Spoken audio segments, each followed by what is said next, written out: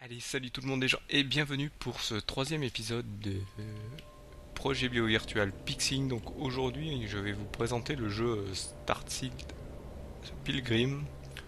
C'est un jeu un peu vraiment bizarre. Donc vous jouez un petit personnage sur un gros carré et en fait vous devez plus ou moins avancer dans un monde carré.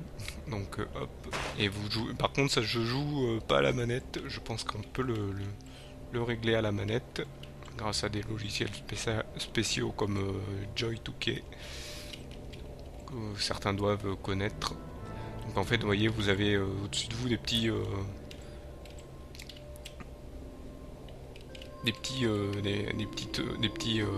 comment dire, des petits signes,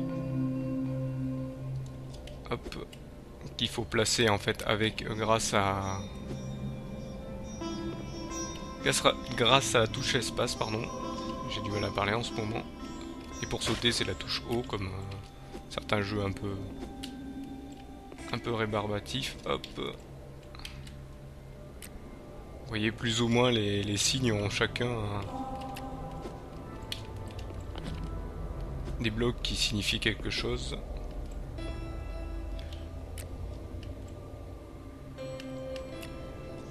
Donc je les place un peu n'importe où. Et vous voyez, il y a certains blocs qui ont des effets, genre celui-là qui ne permet pas de sauter plus haut. Et vous voyez, il faut que j'arrive là où il y a les étoiles. En fait, les étoiles me font passer sur un autre monde, donc de l'autre côté, qui est un monde plutôt sombre. Donc vous voyez là, c'est un peu aspiré par comment dire on va dire le vide intersidéral, vu que c'est plus ou moins ça, j'ai l'impression, dont il est question. Donc, vous voyez, on peut casser des blocs pour pouvoir placer un autre truc. Par contre, si on reste sur un bloc qui se fabrique, hop, ça nous met juste au-dessus. Donc il faut plus ou moins avancer comme ça, et si je tombe dans le vide, et ben je dois recommencer. Vous voyez les blocs, ça fait toute forme de trucs, hein. Je peux pas les guider.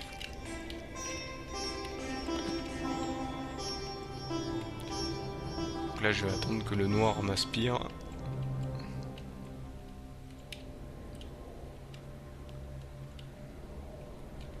Rester sur ce...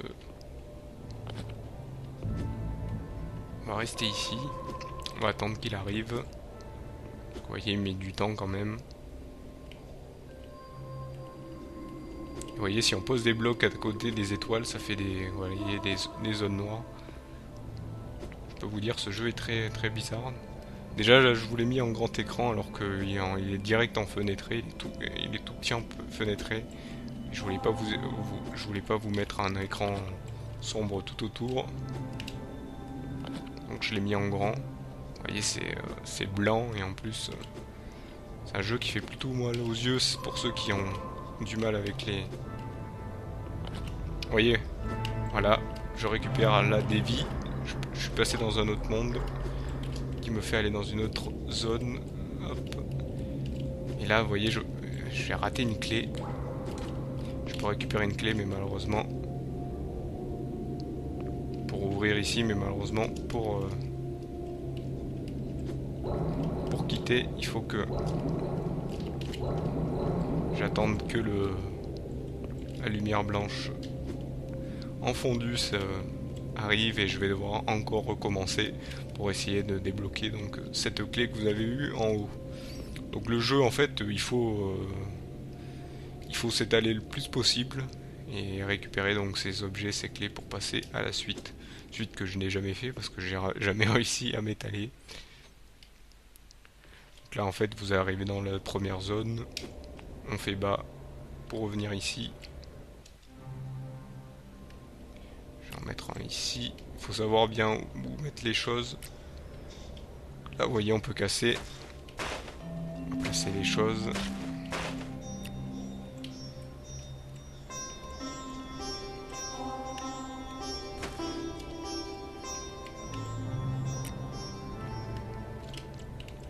J'avais peur de m'être fait avoir. Donc on va y partir par là.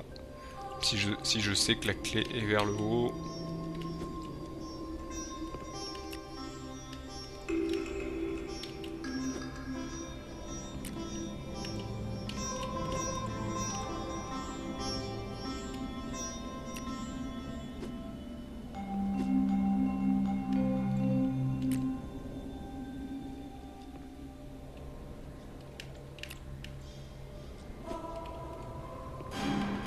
Vous voyez, il y a aussi des blocs malus, genre ce bloc rouge qui est plus ou moins... Vous voyez, si je crée quelque chose autour, je risque d'être... Vous voyez, là j'ai récupéré la clé, mais malheureusement, je me suis mis dans la zone où il y a la clé. Donc les zones où il y a les étoiles, c'est ou une clé ou une porte, généralement dans l'autre monde. Et là, vous vous retrouvez donc dans le... Si vous y allez directement, ouais, vous vous retrouvez coincé et vous devez attendre que le fondu en blanc s'efface, ce qui est très long. Ce jeu demande, je pense, beaucoup d'attente, beaucoup de patience. Enfin, un jeu avec beaucoup de patience.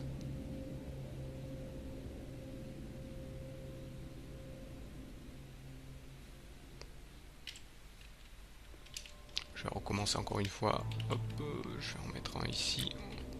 On va voir comment ça se passe. D'accord. Je pensais pas que tu fasses comme ça.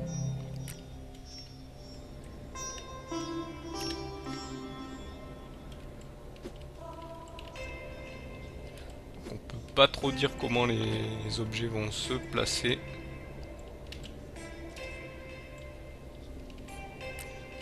Faut juste connaître plus ou moins comment ils se placent. Ceux-là, ils ont l'air de se placer en carré. Ou du moins de faire... Ah non, ils font sur les côtés, puis en haut ou en bas. D'accord. Celui-là, je sais qui monte. Celui-là, c'est un rouge. J'appelle ça le bloc virus, parce que vous allez voir, je vais faire... Voilà. Et le bloc virus, on peut pas mettre un autre bloc virus dessus. Donc on va mettre ici.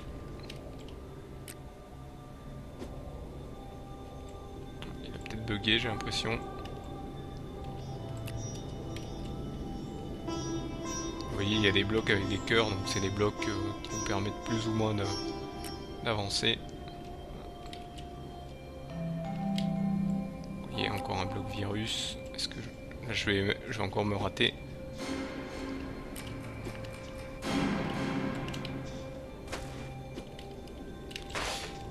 On va faire un truc, on va essayer de débloquer celui que j'ai bloqué sans faire exprès. Vous voyez, je l'ai récupéré mais sous une autre forme.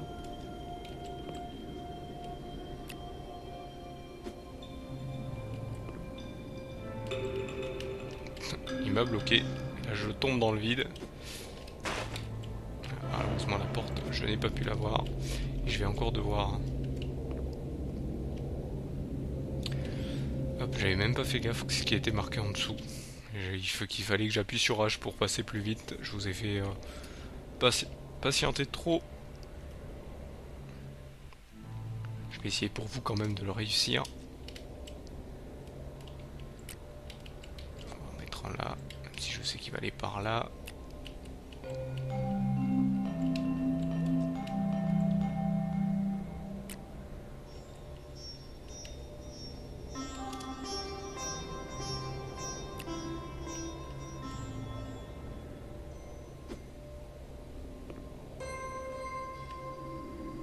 Celui-ci, je vais le mettre à côté de son pote.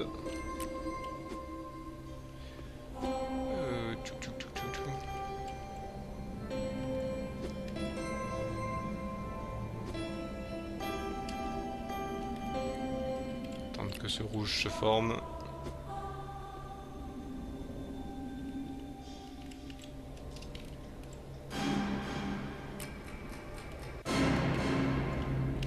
Ah d'accord, il m'a fait apparaître dans une autre zone. Donc on va passer un peu plus vite. Voilà, donc malheureusement on arrive à la fin de cette vidéo. C'est un jeu plus ou moins un peu farfelu, mais bon, qui demande quand même assez de patience et de réflexion.